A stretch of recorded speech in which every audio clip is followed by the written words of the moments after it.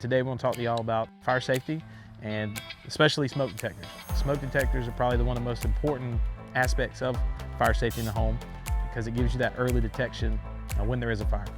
Even a small flame can get off a lot of smoke, so you get detected very early and you can get out. Most smoke detectors are powered by a 9-volt battery.